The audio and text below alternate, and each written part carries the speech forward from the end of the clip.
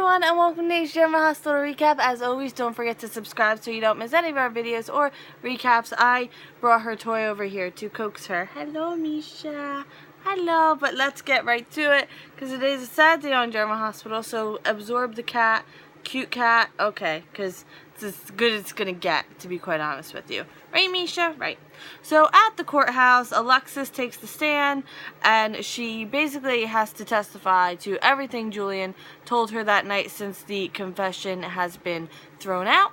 And she's immediately starting to switch words around, and she keeps losing her train of thought, and like things aren't coming to her easily. Like, she can recall it, but like then she can't express it. And she also keeps asking Paul to repeat his questions. I don't know what's going on with the bangs. They were fine when we started, and now they're just a mess. One second. Look at this. Oh, Sabrina Santiago'd over here.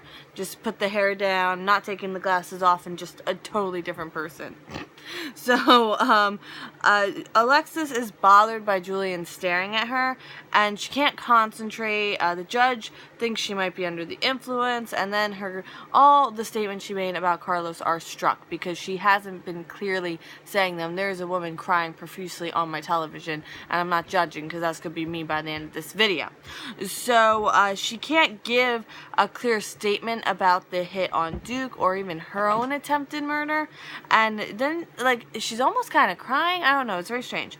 So Scott calls Alexis so then they take a recess because Alexis needs to gather herself, although she doesn't realize it. So Scott calls Alexis a basket case to Julian, and I don't know, but Julian can tell something is very, very wrong. And Julian tells Alexis that he loves her, and Sam kind of rescues her from that. So then Jordan asks Sunny what's going on, and Sunny's like, she didn't seem like that a little bit ago. And Sam, what's going on? I don't know. So then Jordan asks Paul if she's intentionally throwing the case, and he's like, I don't know. So Jordan asks Alexis if she's had a drink. She says yes, but she promises she's not throwing the case. And she's like, look, I've only had one glass of wine, but turns out she hasn't eaten. And Jordan says it looks like she had a lot more.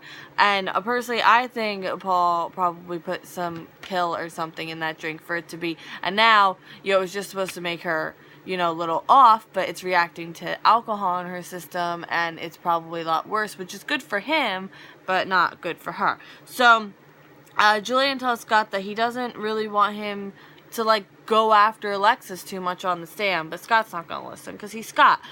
So Sunny asks Paul how he's going to fix this, and then Sunny, I feel like, gets a weird feeling, because he's a little, he's a little like this. So Alexis resumes testimony, and Paul barely asks any questions. He's not even attempting to fix this a little bit. And then Scott kind of focuses on the facts. Paul objects to some of the badgering, and then Scott shows the TMI picture, and then he brings up Kiefer. Right? I was like, ooh, I didn't even think anyone else remembered that. And then Luis Alcazar, which was before my time on General Hospital, and Julian gets up and tells Scott to leave Alexis alone. Just totally Chris Crockers it. So, I love Chris Crocker, by the way, no shade. So Jordan tells Paul she has to leave. Something big is going on at the hospital, and he's just totally surprised. So Scott is making a good reasonable doubt case, although he's working with a lot of stuff that he shouldn't have, like a compromised witness and I believe forged warrant documents. But anyway, Sam gets up and is like, Julian tried to kill her, and I'm like, this is a mess. Like, I feel bad for the court reporter here. How is she getting all this down? And then Scott mentions the transcript, and I was like, oh, I'm glad somebody is acknowledging court reporter, because she's the real victim here. At the Metro Court, Nell is starting as Carly's personal assistant. Nina comes over, and she thinks Nell's the one she's meeting with. She's meeting with someone who's pregnant, and for adoption, and Carly introduces them. Nell is so glad to meet her, and then the three of them talk, and Carly talks about that she regrets giving Michael a hard time, and Nell, I don't know, there were a few questionable looks in there that I'm like, that sums up. So I like this like Carly-Nina friendship because I didn't see it coming from a mile away. But I guess they have a common enemy, so that could forge a friendship. And Nina wants to give Nell a makeover at Crimson. Nell declines, but Nina literally drags her to Crimson. And oh my goodness, Nina put her in this gorgeous white dress with black accents, and I approve. At the hospital, I know, this is what everyone's in here for. At the hospital. Michael's sad. Understatement of the century. Tracy's in the room now, and reality is starting to set in for Felix. Tracy knows Sabrina would have said yes to Michael's proposal. She goes, oh, Monica. Okay, skip over to Monica and Jason real fast. Lots of skipping over a little bit here. Monica's kind of going through what she remembers. But she remembers Jason talking about a grandchild. Of course she does.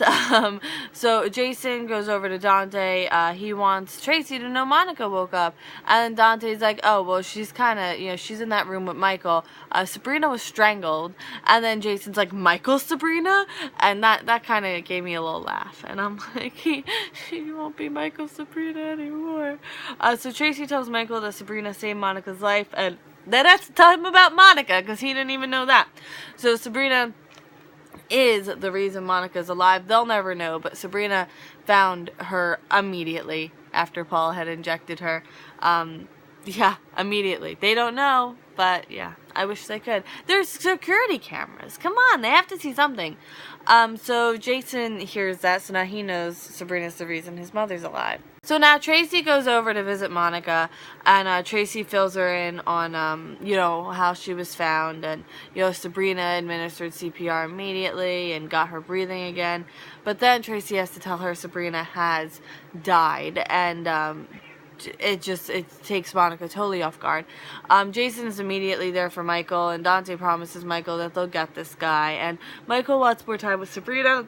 And, that's, romantic and all, but, the same time, I hope they did, fingernail scrapings and everything, because especially if it's a strangulation, she could have gotten really close, it's a close attack, but, they'll magically be able to do it. It's a show. I have no doubt.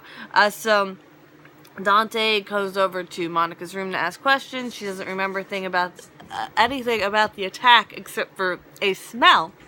A cologne, an aftershave, and she knows she smelled it at home, but it's not Ned or Dylan's. It could have been a guest. And Tracy's like, oh my goodness, this is, oh my goodness, right? So we're back. I don't know why. Oh, with Michael, I guess.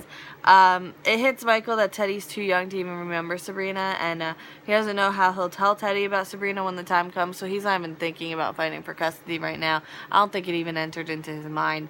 And Jason's there for him. And the whole thing, Dante briefs, end scene. So Dante briefs Jordan on everything that happened at the hospital. Tracy thinks closing the hospital is the right decision. Monica reluctantly agrees. But what will they call the show? Port Charles? They tried that. Didn't work.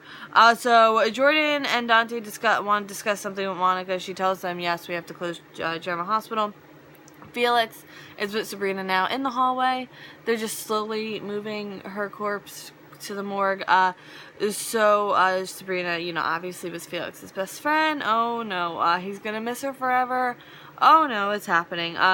So he covers her. They take her to the morgue. Oh, there's a Sabrina montage. Oh, it's 1 second. Alright, I just gotta keep going. There's a Sabrina montage. I even wrote, now I'm crying because, and I am. It made me miss how much Sabrina and Felix they used to have in the show. I mean, obviously I knew, but I wish we would have gotten more scenes before. I mean, they knew they were writing it off. I heard Teresa Castillo knew 3 months ago. Michael comes to the Metro Court. Carly immediately apologized to him, and he's like, it doesn't matter, Sabrina's dead. And she's like, yeah.